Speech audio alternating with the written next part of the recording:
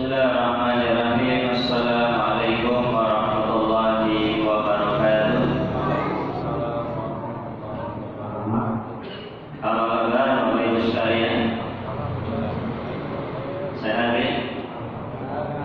Saya doakan semoga panjenengan semuanya yang hadir di Masjid Al-Barakah ini senantiasa diberikan kesehatan, keselamatan, keberkahan, dan dimudahkan dalam segala urusan.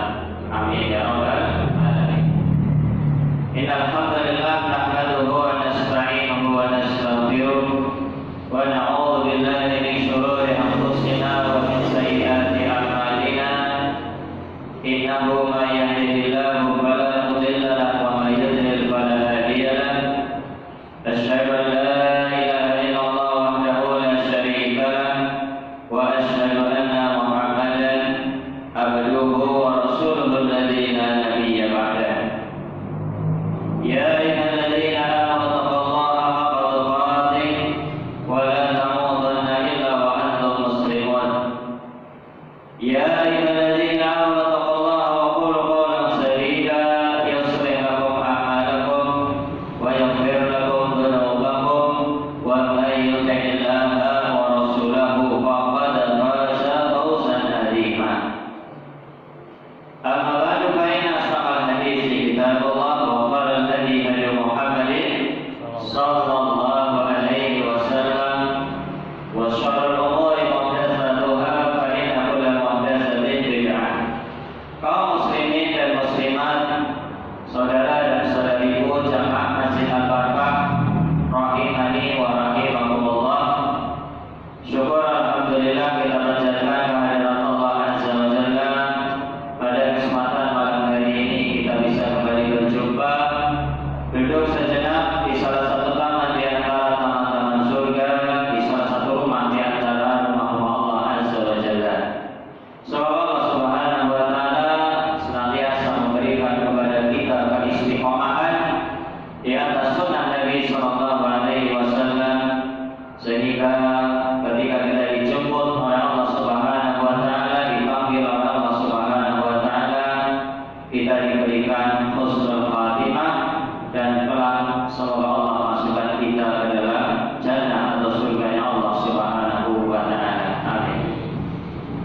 Bapak dan Ibu, saudara dan saudariku yang dimuliakan oleh Allah Subhanahu wa taala, kajian kita pada kesempatan malam hari ini masih kitab Riyadhus Shalihin karya Imam An-Nawawi Asy-Syafi'i rahimahullahu taala, masuk bab yang ke-19 yang diberikan judul oleh penulis kitab ini fi man sanna sunnatan hasanatan aw sayyi'atan. Ya, judul aslinya di sini kalau kita terjemahkan tentang orang-orang yang memberikan contoh dalam kebaikan dan contoh dalam keburukan. Atau dengan kata lain, sebagaimana yang tersebar di flyer yang sudah disebar luaskan itu, judulnya adalah menjadi pelopor kebaikan. Ya, kalau judul aslinya di sini adalah memberikan contoh, ya, tentang orang yang memberikan contoh dalam kebaikan dan contoh dalam keburukan. Ya, memberikan contoh berarti dia adalah pelopor. Nah, kalau dia memberikan contoh yang baik, maka dia akan mendapatkan pahala dari kebaikan yang dia lakukan dan pahala dari kebaikan orang-orang yang mengikuti jejak kebaikan tersebut. Dan kalau dia memberikan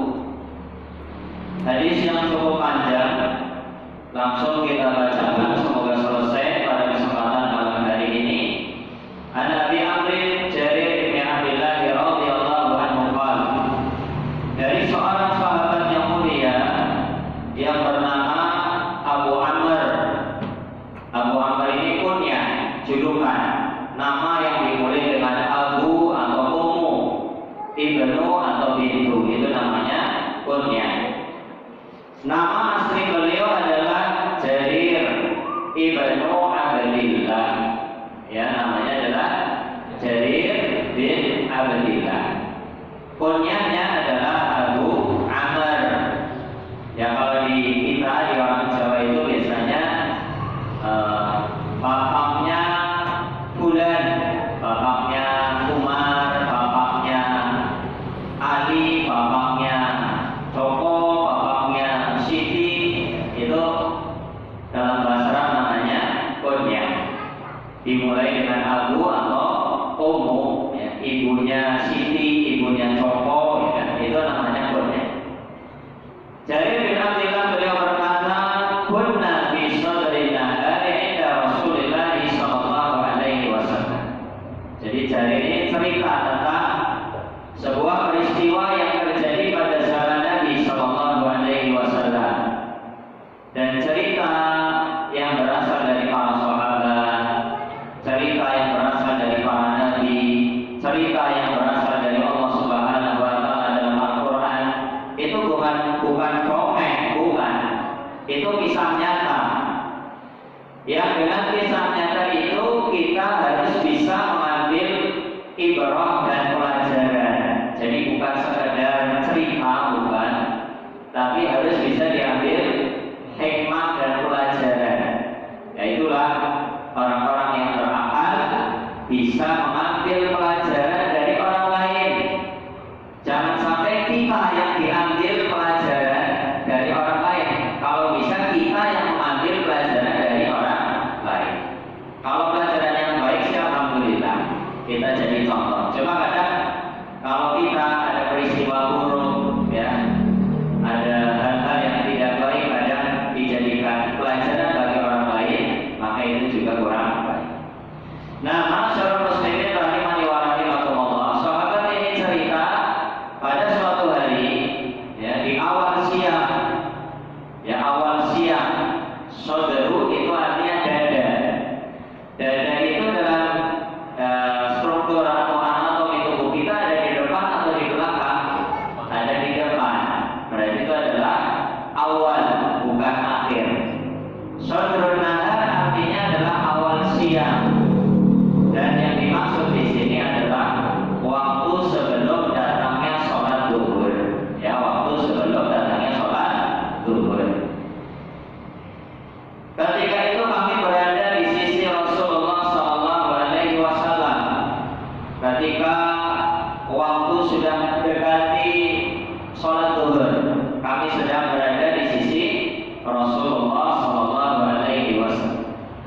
Waja'al qaumun uradun mustabi an-iman. Tiba-tiba datanglah sekelompok orang, suatu kaum yang mereka ini telanjang. Ya, telanjang kalau dalam persepsi kita telanjang bulat, tapi maksudnya bukan. Ya, maksudnya adalah mereka memakai pakaian tapi tidak menutupi seluruh bagian tubuh mereka. Dan nanti disebutkan sebabnya karena apa. Mereka adalah orang-orang beriman, ya, para lelaki dari kaum Qudar, salah satu kabilah yang ada di Arab, yang mereka kabilah yang sangat terkenal. Waja'ahu qaumun uradun, tiba-tiba datanglah sekelompok orang, suatu kaum yang mereka ini telanjang. Ya, maksudnya bukan telanjang bulat, bukan, tapi mereka memakai pakaian tidak menutupi seluruh bagian tubuh mereka. Mustabi an-iman, mereka hanya memakai mantel yang bergaris-garis, jadi baju yang bergaris-garis. Kalau dalam pakaian Jawa itu ada pakaian lurik, atau ya lurik, ya, garis-garis kan, ya, lurik. Nah, itu mirip seperti itu. Sebuah mantel yang bergaris-garis, yang sudah usang dan lusuh, ya, udah usang, udah lusuh, udah jelek, dan tidak menutupi sebagian besar tubuh mereka. Tapi kalau aurat besar ya tertutupi. Mutaqallidi as-suyum, ini para lelaki mereka, aurat mereka adalah dari pusar sampai ke mana? Sampai ke lutut. Nah itu aurat yang wajib ditutupi. Jadi ini sahabat dari Bani Mudhar ini umumnya pakaian pada waktu itu kan tertutupi, pakai pakaian atas, pakaian bawah. Ini hanya sekedar untuk menutupi aurat mereka tidak sampai terbuka, tapi tidak bisa menutupi apa? Ya mungkin bagian-bagian atas atau yang lainnya. Jadi karena kefakiran mereka, karena gak adanya, saking miskinnya, saking gak punya pakaian, mereka pakai apa? Pakaian yang tidak bisa menutup bagian tubuh mereka secara sempurna. Mutaqallidi as-suyum, mereka membawa pedang-pedang. Nah ini diceritakan atau disebutkan oleh para ulama bahwa mereka adalah orang yang siap untuk berperang dengan kondisi seadanya. Mereka itu punya semangat untuk berperang atau berjihad di jalan Allah Subhanahu wa ta'ala. Jadi kefakiran, kemiskinan, ketidakpunyaan sahabat dari Bani Mudhar ini tidak menghalangi mereka untuk ikut berjihad bersama Rasulullah dan para sahabat yang lain. Yang kaya-kaya itu mereka gak ketinggalan. Amaluhum min Mudhar, mayoritas mereka dari Bani Mudhar, bal kulluhum min Mudhar, bahkan seluruhnya yang datang itu adalah dari kabilah Mudhar, ya salah satu kabilah yang sangat tersohor di kalangan Arab pada waktu itu. Bagaimana wajah Rasulullah sallallahu alaihi wasallam lima ra'a bihi min al-faqah. Ketika Rasulullah melihat orang-orang yang datang dengan pakaian yang lusuh, ya kalau bahasa kita itu compang-camping, kucel, jelek, ya kekil gitu lah. Jadi apa? Hal-hal yang menggambarkan kefakiran. Rasulullah melihat mereka, ketika itu wajah Rasulullah langsung berubah. Ya wajah Rasulullah itu langsung berubah. Dan ini manusiawi. Ya kita kadang juga ingin wajah kita itu apa? Raut muka wajah kita kadang berubah. Lihat sesuatu yang menyenangkan, kita berseri-seri. Ya lihat duit maknanya apa? Merah-merah misalnya berseri-seri. Lihat duit 1.000 merah di dompet misalnya, gambarnya apa? Kapiten, tapi murah, pegang pedang, masih apa itu? Masih ya. Kemudian wajah kita agak berubah. Nah itu manusiawi. Rasulullah ketika melihat sahabat yang mereka ini fakir, wajah Rasulullah berubah. Berubah itu bukan karena benci, bukan karena nggak suka, bukan, tapi karena apa? Prihatin. Kalau prihatin, perih batin. Jadi terasa kasihan. Ada sahabat-sahabat, ada umat Rasulullah yang penampilannya seperti itu, tapi punya semangat untuk mengorbankan jiwa raga mereka. Jihad itu kan taruhannya apa? Nyawa. Ya bukan sekedar harta, tenaga, pikiran, bukan. Jihad itu taruhannya nyawa. Rasulullah wajahnya berubah, ya, merasa kasihan. Lima ra'a bihi minal faqah, karena Rasulullah merasakan penderitaan mereka, ya penderitaan mereka. Ya mungkin bagi orang yang dilihat ya biasa-biasa saja pakai pakaian seperti itu karena sudah biasa, ya kan sudah biasa. Tapi Rasulullah ini karena saking terenyuhnya, besar rasa kasih sayang beliau kepada sahabat dari Bani Mudhar, beliau itu merasa apa? Terenyuh, ya merasa terenyuh. Pada falasu makaraja, lalu Rasulullah itu masuk ke dalam rumah dan keluar. Jadi masuk sebentar, kemudian apa? Keluar. Maka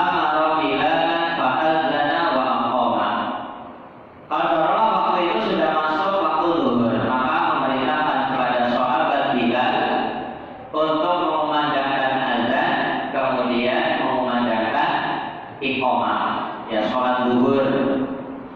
Setelah sholat zuhur, apa yang dilakukan oleh Rasulullah setelah selesai sholat zuhur? Fasalla summa khotbah. Rasulullah langsung naik mimbar, dan ini biasa dilakukan oleh Rasulullah ketika ada hajat, ada kebutuhan. Ya, maka Rasulullah itu apa? Naik mimbar dan berkhutbah. Ini bukan khutbah Jumat, bukan, ini sholat zuhur. Setelah sholat langsung naik mimbar berkhutbah. Lalu Rasulullah berkhutbah, faqala ya ayyuhan nas ittaqu rabbakum alladzi khalaqakum min nafsin wahidah. Rasulullah membacakan ayat Al-Quran, yaitu surat An-Nisa ayat 1. Wahai manusia, manusia yang dimaksud di sini siapa? Sahabat semuanya yang hadir yang sholat zuhur. Wahai manusia, ittaqu rabbakum, bertakwalah kalian kepada Rabb kalian, bertakwalah kalian kepada Allah Subhanahu wa taala, alladzi khalaqakum min nafsin wahidah, yang telah menciptakan kalian dari jiwa yang satu, yaitu Nabi Adam alaihi salam. Ya, jadi Rasulullah ini ingin mengingatkan para sahabatnya ketika melihat fuqara wal masakin, orang-orang fakir dan miskin dari Bani Mudhar, para sahabat ini ingin mengingatkan sahabat yang lain, ittaqu rabbakum alladzi khalaqakum min nafsin wahidah. Sesungguhnya kalian itu berasal dari rumpun yang sama. Wahai sahabat-sahabatku semuanya, sesungguhnya kalian berasal dari nenek moyang yang sama, yaitu Nabi Adam dan Hawa. Ya, Rasulullah ingin menyindir, ingin mengingatkan para sahabat, ini loh ada saudara kalian yang membutuhkan. Ya, al-fuqara min mudhar. Rasulullah ingin mengingatkan para sahabat yang lain, kalian berasal dari nenek moyang yang sama. Kalian itu bersaudara, ya. Kemudian Rasulullah SAW membaca ayat yang lain, yaitu surat Al-Hasyr ayat 18. Ya ayyuhalladzina amanu taqullah, wahai orang-orang yang beriman, bertakwalah kalian kepada Allah. Wal tanzur nafsum ma qaddamat lighad, dan hendaknya setiap jiwa, setiap manusia itu memperhatikan bekal apa yang sudah dia persiapkan untuk menghadapi hari esok. Jadi kalau ayat yang pertama, Rasulullah ini ingin menggugah solidaritas melalui surat An-Nisa ayat 1. Kalian berasal dari rumpun yang sama, dari nenek moyang yang sama. Ini ada saudara-saudara kalian dari Bani Mudhar datang ingin berperang dalam kondisi seperti ini. Kemudian di ayat yang kedua tadi, surat Al-Hasyr ayat 18, Rasulullah ingin mengingatkan kalian, profesinya apapun, kondisinya apapun, keadaannya apapun, status sosialnya seperti apapun, kalian itu akan sama kembali kepada Allah Subhanahu wa taala. Maka yang kalian butuhkan adalah bekal untuk menghadap Allah Subhanahu wa taala. Jadi Rasulullah ingin mengingatkan para sahabat. Kemudian Rasulullah SAW bersabda, "Tasaddaqa rajulun min dinarihi." Jadi termasuk dakwah yang paling utama, paling mengandung keberkahan, itu adalah menyampaikan ayat-ayat Al-Quran. Sebagaimana Rasulullah mengutip 2 ayat sebelum menyampaikan maksud dan tujuan kepada para sahabat. Dikutip dulu ayat. Dan ini adalah salah satu cara atau metode atau isi kandungan dakwah yang paling barokah, paling baik adalah menyampaikan ayat-ayat Al-Quran. Kenapa? Karena Al-Quran itu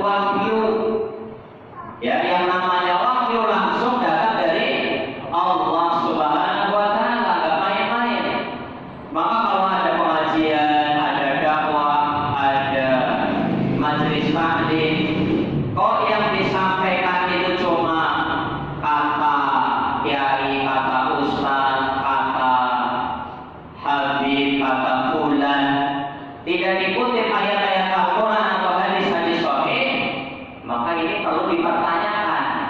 Karena kata Imam Al-Barbahari rahimahullah, seorang ulama Ahlussunnah, al-Islamu huwa sunnah wa sunnah hiya Islam.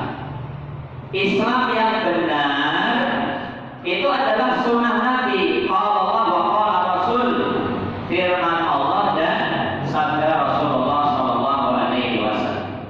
Wa sunnah hiya Islam, dan jalan petunjuk Nabi, qala Allah wa qala Rasul, firman Allah dan sabda Rasulullah, itulah hakikat Islam. Nah, masyarakat muslimin rahimani wa rahimakumullah. Lalu Rasulullah SAW melanjutkan sabda beliau, "Asaddaqa rajulun min dinarihi wa min dirhamihi." Hendaknya di antara kalian, wahai sahabatku, hendaknya di antara kalian ada yang bersedekah, ada yang bersedekah dengan dinarnya. Dinar itu mata uang yang terbuat dari apa? Dari emas. Ya, dinar itu mata uang yang terbuat dari emas. Satu dinar, ini dinar yang asli, itu 4,25 gram emas. Ya, 4,25 gram emas. Jadi kalau 1 gram itu 1 juta misalnya, maka 1 dinar itu nilainya setara 4.250.000. Itu dinar yang asli, 4/4 gram emas. Kalau dinar mata uang sekarang itu dipakai di Kuwait, ya, mata uang Kuwait itu dinar. Nah, itu kalau dikurskan dengan rupiah, ya, wallahualam saya belum cek itu nilainya berapa, ya. Tapi yang jelas bukan dinar pada zaman Nabi.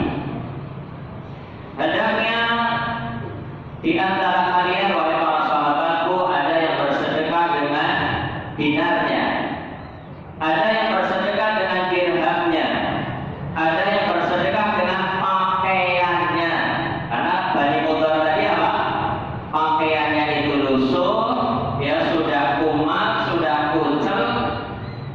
Saking miskinnya Bani Mudhar itu nggak bisa pakaian itu untuk menutupi tubuh mereka secara sempurna. Ya. Makanya Rasulullah menganjurkan para sahabat yang punya pakaian berlebih mau disedekahkan, silakan. Maka Rasulullah menyebut min saubihi, min sa'iburihi, atau ada yang sedekah dengan 1 sok gandum yang dimiliki. Sok itu 4 mud, ya, sok itu 4 mud. Mud itu ukuran 2 telapak tangan, ya. 2 telapak tangan ini kalau diisi bahan makanan pokok, gandum, kurma, beras, ini namanya 1 mud. 1 mud, 1 mud itu setara dengan 750 gram. Ya, ada yang menyebutkan 600 gram, tapi kita ambil yang 750 gram. Kalau 4 mud itu namanya 1 sok. Jadi 1 mud, 1 mud, 1 mud, 1 mud itu sama dengan 1 sok. Itulah ukuran zakat. Jadi 750 gram kali 4 ketemu 3 kilogram. Ya, 3.000 gram atau 3 kilo. Itu ukuran zakat. Maka Rasulullah mengatakan, hendaklah kalian bersedekah dengan 3 kilogram atau 1 sok dari gandumnya, atau 1 sok dari kormanya. Karena kemampuan orang itu berbeda-beda. Ada yang punya gandum, ada yang punya korma. Bahkan Rasulullah sampai mengatakan walau bisyikhi tamratin, atau bersedekah hanya dengan separuh biji kurma, ya. Kurma 1 butir itu dibelah jadi 2, disedekahkan. Rasulullah sampai mengatakan seperti itu. Kenapa? Karena kemampuan orang itu beda-beda, tidak bisa disamakan. Ada yang bisa bersedekah dengan dinar, berarti nilainya besar, nilainya tinggi, sekitar 4.250.000 kalau 1 dinar. Atau ada yang bisa bersedekah dengan dirham, nilainya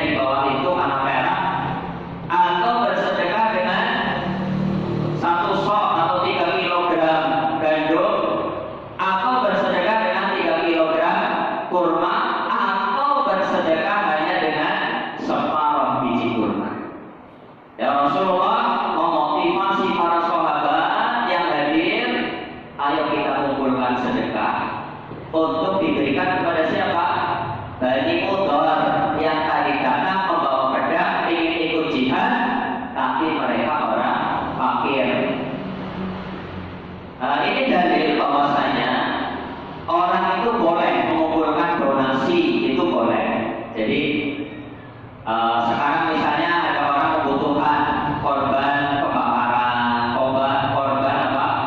Kena musibah apa, ya sakit atau kecelakaan, butuh biaya.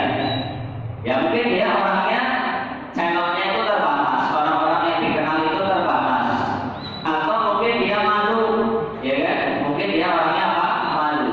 Maka kalau kita mau membuka donasi, menggalang donasi untuk diberikan kepada orang yang membutuhkan tadi, ini hukumnya adalah boleh. Ya seperti yang dilakukan oleh Rasulullah, mengumpulkan donasi dari para sahabat, kemudian apa? Untuk diberikan, setelah terkumpul diberikan kepada Bani Mudhar yang fakir. Yang penting itu jangan ada udang di balik batu, ya. Jadi apa? Dia kumpulkan donasi ternyata untuk memperkaya diri sendiri. Yang diserahkan itu nilainya separuh, yang separuh dimakan sendiri. Ini zalim, ini jahat, tidak boleh, hukumnya haram. Ya kalau bukan donasi, ya maka harus diserahkan semuanya kepada yang berhak. Tidak boleh mengambil sepeser pun, kecuali ada akad di awal. Ya ada akad di awal, misalnya apa? Misalnya sekian persen atau 1% atau 2,5% untuk biaya operasional. Ya 97,5%-nya diserahkan kepada yang berhak yang membutuhkan. Kalau transparan di awal itu hukumnya boleh. Tapi kalau nggak ngomong di depan, tahu-tahu dipotong, itu nggak boleh. Itu nggak jujur, nggak amanah. Atau yang dipotong terlalu besar, ya tidak masuk akal. Yang diserahkan 50%, yang 50% dimakan sendiri. Itu cari penghidupan berarti, itu jadi kerjaan. Ini haram, nggak boleh. Nah, masyaallah muslimin rahimani wa rahimakumullah. Mari kita lanjutkan hadis yang sedang kita bahas ini. Ketika Rasulullah sudah mengatakan seperti itu, hendaknya kalian bersedekah dengan dinar, dengan dirham, dengan pakaian, dengan satu sok kurma, satu sok gandum, atau hanya sekedar separuh biji kurma sesuai dengan kemampuan kalian. Maka tiba-tiba setelah itu baca rajulun minal ansar. Setelah Rasulullah selesai mengatakan itu, datanglah seorang laki-laki dari kalangan Ansar. Ansar itu siapa? Penduduk Madinah yang menerima kedatangan Rasulullah dan kaum Muhajirin, itu Ansar. Tiba-tiba datanglah seorang laki-laki dari kalangan Ansar. Dia membawa bisurratin, dia membawa kantong, membawa karung, ya membawa undi, tempat penyimpanan di bawah, yang saking beratnya. Saya pernah baca itu kalau nggak salah bahwa kurma bertanda-tanda. Jadi kurma isinya itu apa? Yang kalau pisang itu pirang kubur begitu ya. Saking beratnya, diceritakan di dalam hadis ini, saking beratnya orang itu tergopok-gopok, ya. Saking beratnya kurma yang dibawa di karung tadi itu. Berarti isinya banyak atau sedikit? Banyak. Ya. Isinya banyak. Kurma 100 kilo, 1 kintal, dengan kapas 100 kilo berapa mana?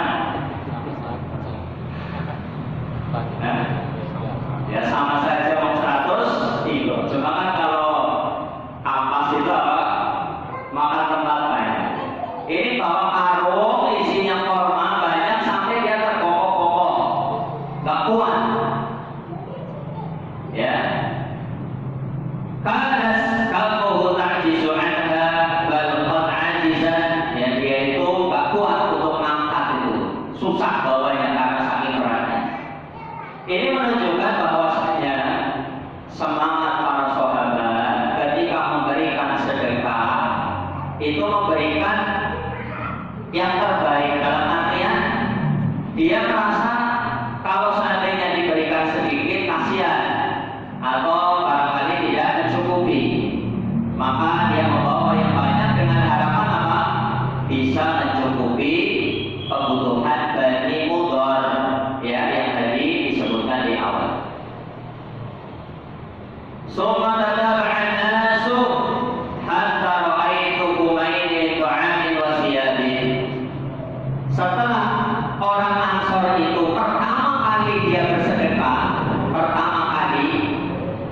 tiba-tiba berduyun-duyun semua orang yang hadir di situ mengambil sedekahnya masing-masing dan diberikan di hadapan Rasulullah SAW.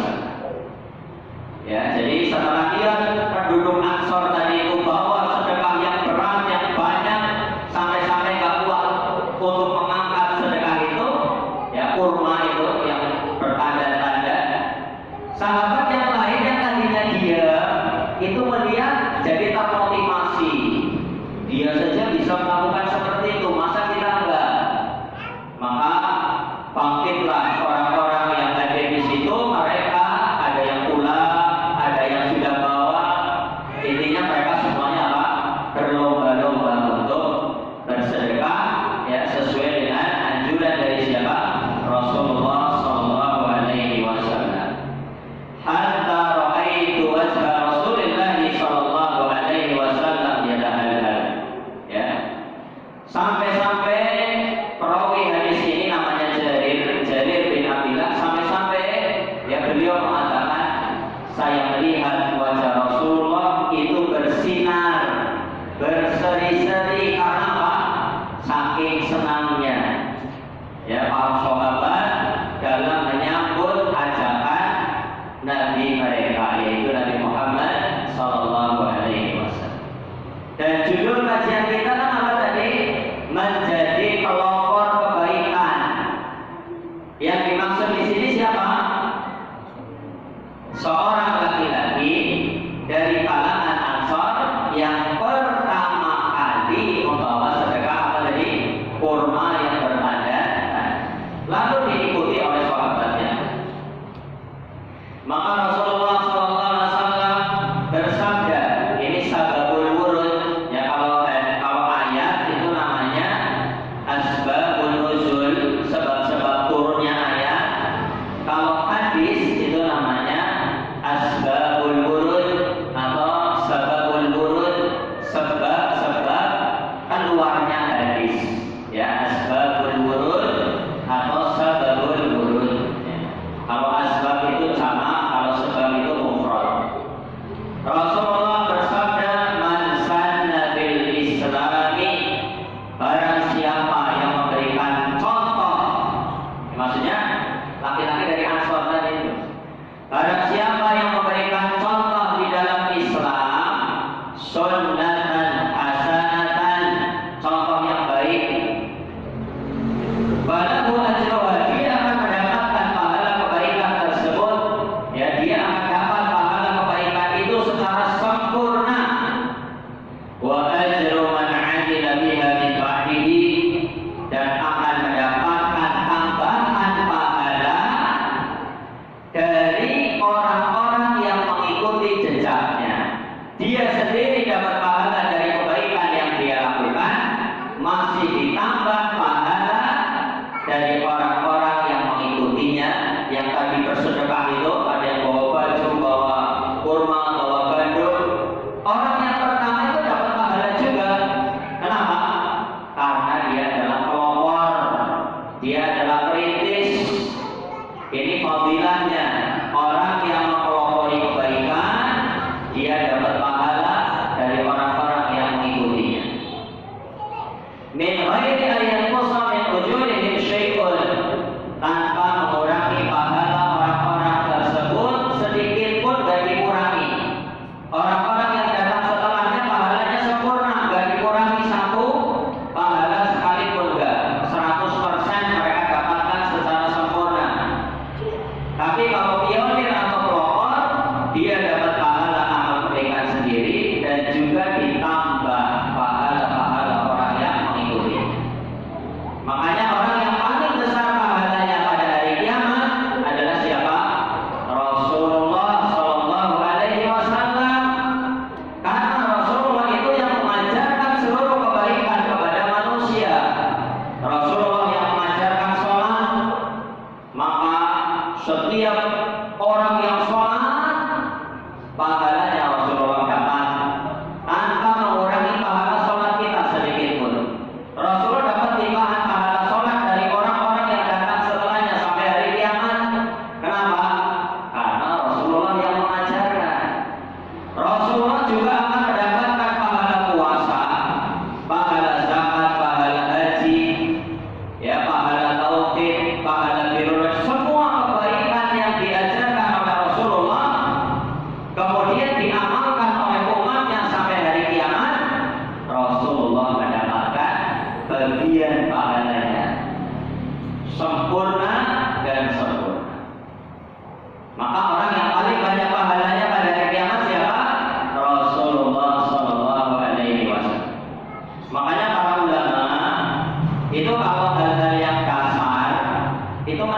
mau.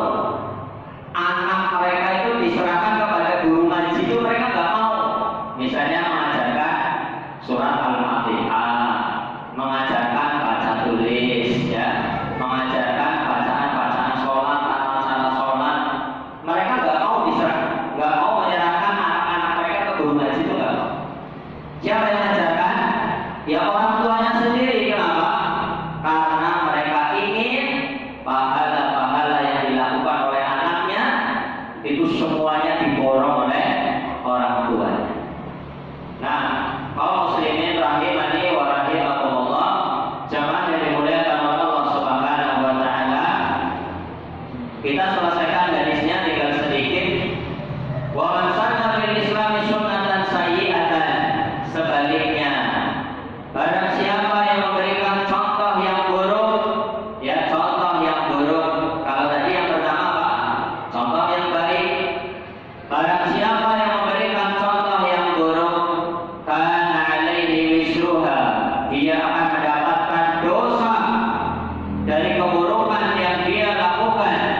Wa wisru man amila biha min ba'dihi, dan mendapatkan dosa dari orang-orang yang datang setelahnya yang mencontoh keburukannya, min ghairi ayyan qusa min awzarihim syai'un, tanpa mengurangi dosa-dosa orang yang mengerjakan setelahnya sedikit pun gak dikurangi. Ini bahayanya ya.